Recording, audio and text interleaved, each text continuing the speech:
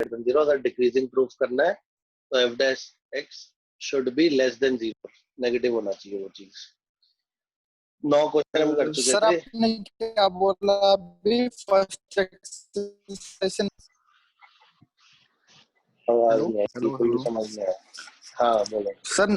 Sir ये नहीं आएगा ना फर्स्ट एक्सरसाइज से, ये बोला ना आपने? नहीं नहीं, हाँ हाँ, किसकी फर्स्ट किसकी फर्स्ट एक्सरसाइज कट एक्सरसाइज? चुकी है कौन सी? इस इसी चैप्टर की? चैप्टर की फर्स्ट एक्सरसाइज। हाँ 6.1 कट गई है पूरी, पूरी? उसमें से कुछ नहीं आएगा। हाँ Yeah. तो 6.1 हम कर चुके थे, वो पूरा कट चुका है। 6.2 हम कर रहे हैं इंक्रीजिंग डिक्रीजिंग, ये आ पहले रहा है 9 ना? क्वेश्चन कर चुके थे। और हाँ सर ये आ ये रहा भी तो है। ड्रामा चल रहा है ये साथ साथ कि कटवा जरूर दिया है, पर वो कहीं ना कहीं इनडायरेक्टली आ रहा है, उसका क्या सर? उस अब माइनस साइन एक्स आ गया। एक्स की वैल्यूज कहां से कहां तक है?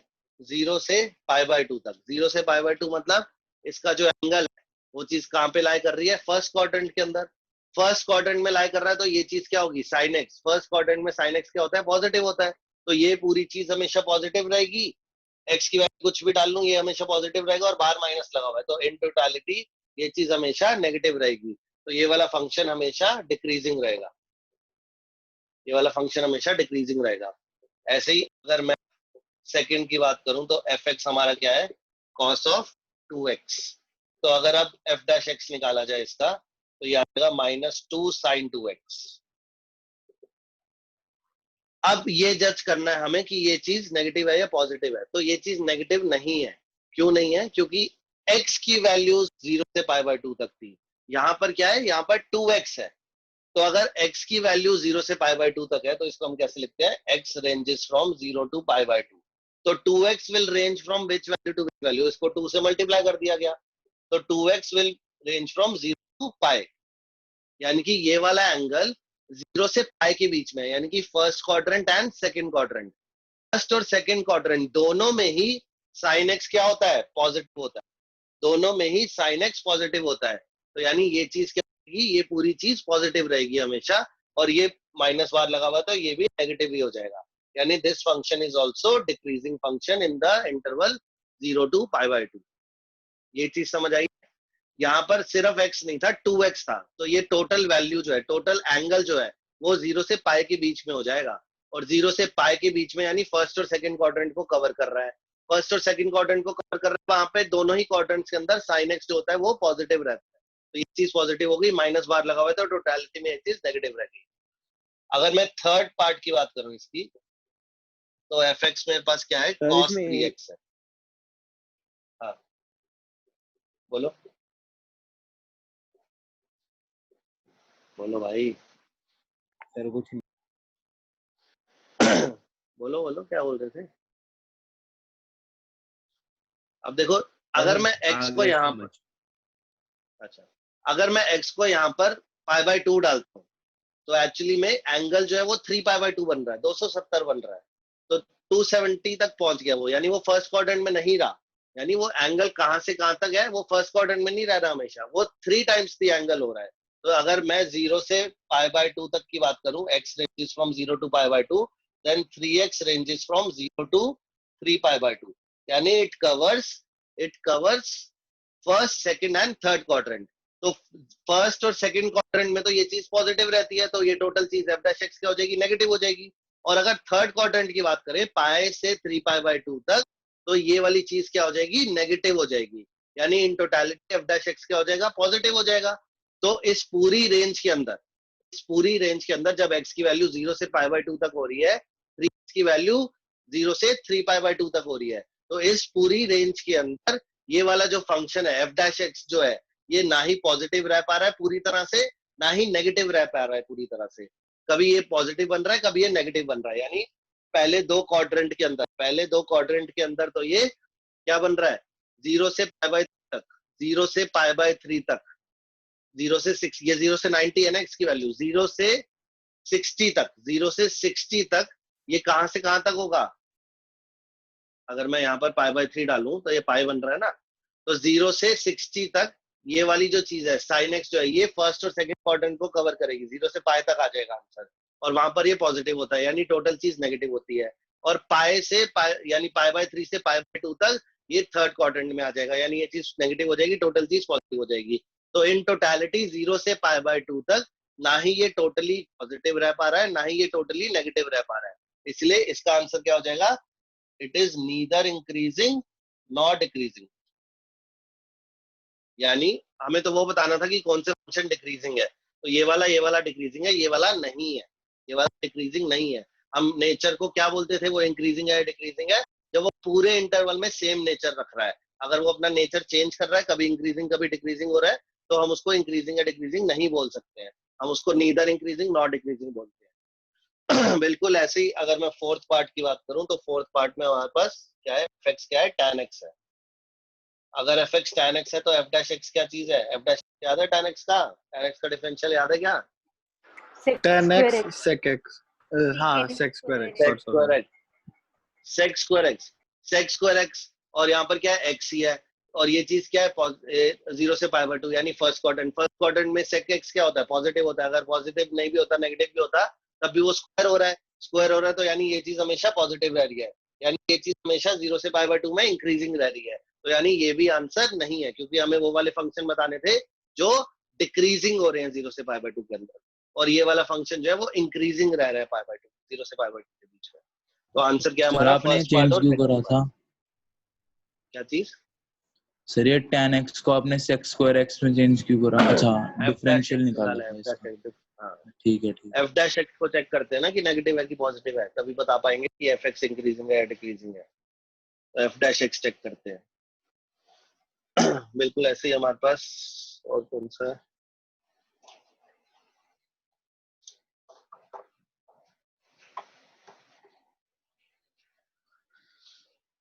एक है हमारे पास 15th भी इंपॉर्टेंट है। 15 बोलता है let i be the interval disjoint from -1 to 1। इसका मतलब क्या है, i एक ऐसा इंटरवल है जिसमें सारे रियल नंबर्स आ रहे हैं, पूरी रियल लाइन है, लेकिन -1 से 1 तक नहीं है। यानी कि पूरी रियल लाइन में से, डिसजॉइंट पूरी मतलब रियल लाइन में से डिसजॉइंट मतलब अलग है उसका, वो वाली चीज हटा दो, मतलब -1 से 1 इंक्लूडेड वाली नहीं है। चीज हटा दी। हाँ, ये इंक्लूडेड नहीं है, तो ये वाली चीज हटा दी, यानी यहाँ से लेकर यहाँ तक और यहाँ से लेकर यहाँ तक इंक्लूडेड है। तो आई एक ऐसा इंटरवल है, ठीक है। तो वो बोलता है let I with this interval prove that the function क्या है हमारे पास, फंक्शन है x + 1/x is strictly increasing on this interval I. यानी कि ये दिखाना है कि ये वाला बंदा f(x) इस इंटरवल के अंदर यहाँ पे और यहाँ पर स्ट्रिक्टली इंक्रीजिंग होगा। तो हम ये कैसे निकालते हैं, अगर मैं ये निकाल लूं, ये क्वेश्चन हमारा कौन सा हो गया, ये क्वेश्चन हमारा फाइंड द इंटरवल्स वाला हो गया। मैं इसके इंटरवल्स निकालूंगा जहां पे ये इंक्रीजिंग होगा, और वो इंटरवल्स कौन से निकल के आएंगे, ये वाले और ये वाले आएंगे। तो वो इंटरवल्स कैसे निकालते थे, f(x) निकाला जाता था। f(x) कैसे करते हैं, 1 - 1/x², और इसको 0 रख दिया जाता था। f(x) को 0 रख देते थे फॉर क्रिटिकल पॉइंट्स। तो क्या आ गया मेरे पास, x² - 1/x² को 0 रख दिया गया, ठीक है। इससे क्या आया मेरे पास, x - 1 x + 1 और 0। या एलसीएम नहीं भी लेना आपको, तब ये चीज आ सकती है। तो -1 और 1 क्रिटिकल पॉइंट्स आ गए, तो ये हो गया -1, ये हो गया 1, ये -∞, ये इन्फिनिटी। अब हमने क्या किया, -1 से 1 के बीच में एक पॉइंट ले लिया, 0 डाला f(x) के अंदर। अच्छा 0 में ले ही नहीं सकता, मैंने कोई पॉइंट ले लिया, 2 ले लिया, 2 ले लिया, 2 लिया, तो ये क्या आ गया, 1 - 1/4, यानी कि क्या चीज आ गई, पॉजिटिव। ये भी पॉजिटिव, ये नेगेटिव। तो यानी कि इस इंटरवल में ये डिक्रीज कर रहा है, इसमें इंक्रीज, इसमें इंक्रीज, तो ये वाला इंटरवल हटा देंगे। -∞ से -1 तक, 1 से इन्फिनिटी तक ये फंक्शन इंक्रीजिंग रहेगा, और वही इंटरवल कौन सा है, वही इंटरवल आई है। तो मुझे ये दिखाना था आई पे ये वाला बंदा, ये वाला फंक्शन हमेशा इंक्रीजिंग रहता है, और मैंने वही दिखा दिया। सही। सर ये जो x की जो वैल्यू आई है ये ±1, सर ये क्या डिनोट कर रहा है? क्रिटिकल पॉइंट्स निकालते तो थे, क्रिटिकल पॉइंट्स एक्सरसाइज करनी चाहिए। यस सर ठीक है, याद आ गया। ओके, इसके बाद आता है हमारे पास 16 17, दोनों सेम है, 16 17 में से एक कर लेते हैं।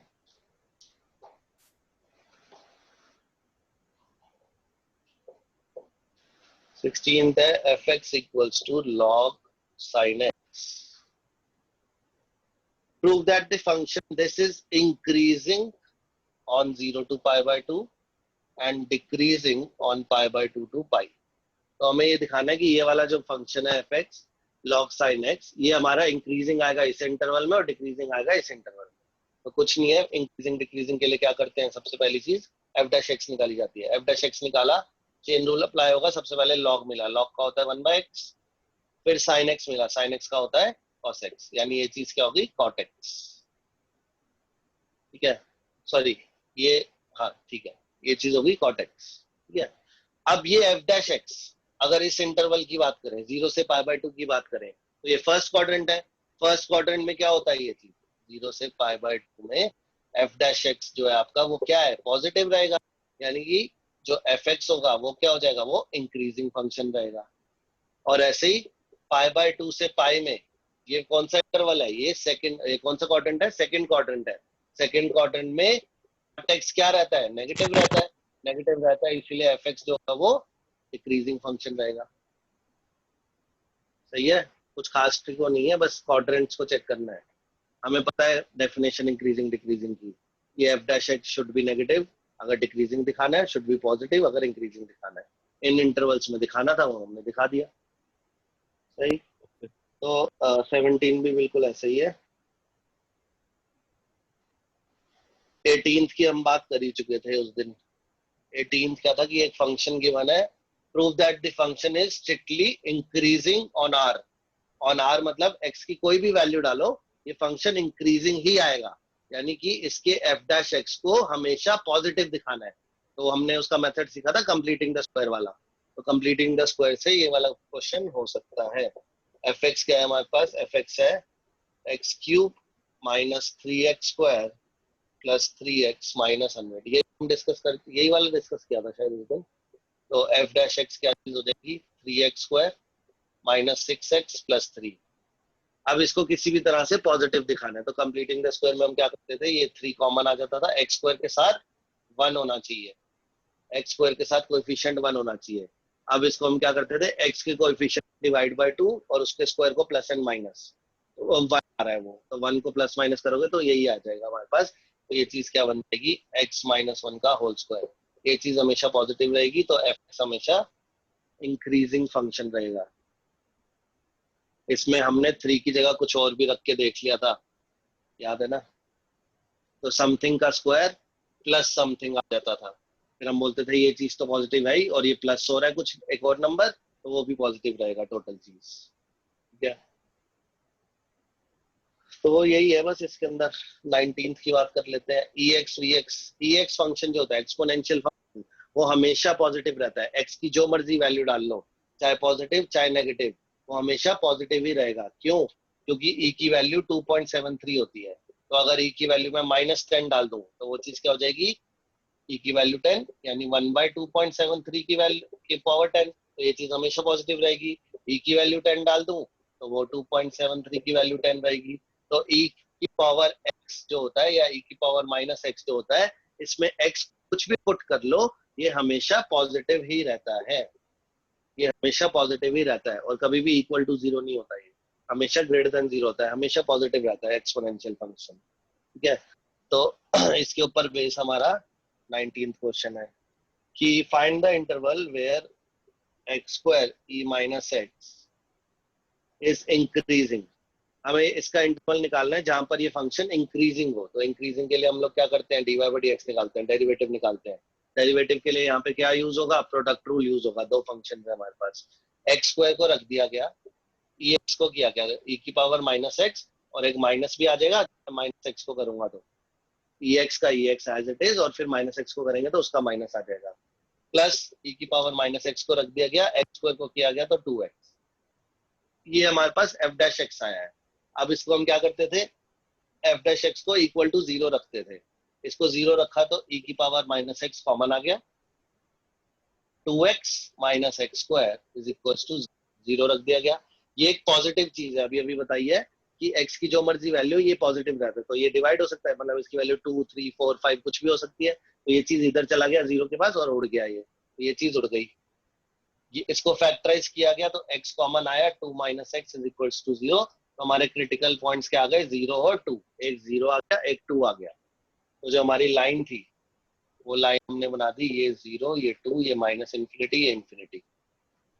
ठीक है, एफ डैश एक्स क्या आया था मेरे पास, क्या आया था।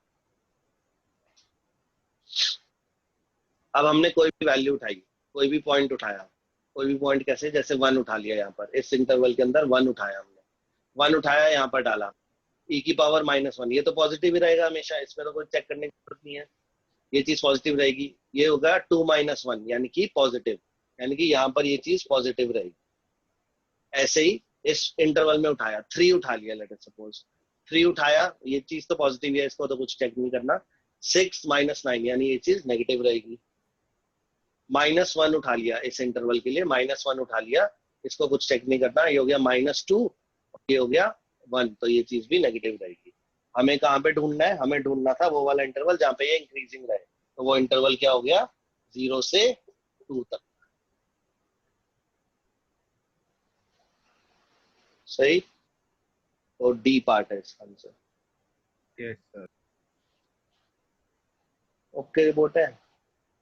तो इस एक्सरसाइज को खत्म करो, इसके एग्जांपल्स करो, और कोई डाउट है तो पूछो।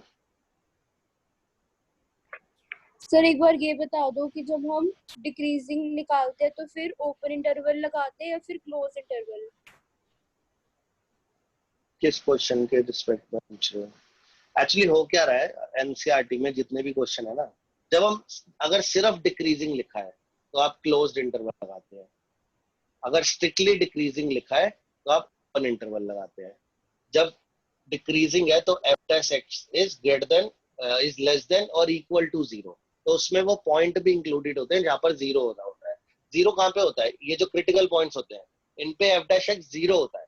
क्यों होता है, क्योंकि हम इनको तो पुट 0 पुट करके ही तो निकाले होते हैं ये वाले पॉइंट, तो यहाँ पर तो एफ डैश एक्स 0 होगा ही होगा ना। तो एफ डैश एक्स जब भी लेस देन इक्वल टू 0 होगा, इक्वल टू भी है यहाँ पर, तो ये वाले पॉइंट भी इंक्लूड किए जाएंगे। अगर सिर्फ अगर वो स्ट्रिक्टली डिक्रीजिंग की बात करता है तो ये वाले पॉइंट इंक्लूड नहीं होंगे जहां पे एफ डैश एक्स 0 हो रहा था, सिर्फ जहां पे एफ डैश एक्स नेगेटिव हो रहा है वो वाले पॉइंट इंक्लूड किए जाएंगे। यानी कि अगर इस क्वेश्चन के रिस्पेक्ट में मैं बात करूं तो अगर वो इंक्रीजिंग बोलता है, सिर्फ इंक्रीजिंग की बात करता है, तो मैं 0 से 2 तक लूंगा क्लोज्ड इंटरवल। अगर वो स्ट्रिक्टली इंक्रीजिंग की बात करता है तो मैं ओपन इंटरवल 0 to 2 लूंगा। सर तो इसमें इंक्रीजिंग बोला था सिर्फ, तो हमने ओपन लिया। हाँ, लेकिन वो प्रॉब्लम ये है कि वो चीज जो है एमसीक्यू है, और एमसीक्यू में तो जो मैच करेगा हम वही मार्क करेंगे ना। सर अगर हम सर ओपन एनसीईआरटी में हर आंसर में ओपन इंटरवल दे रखा है।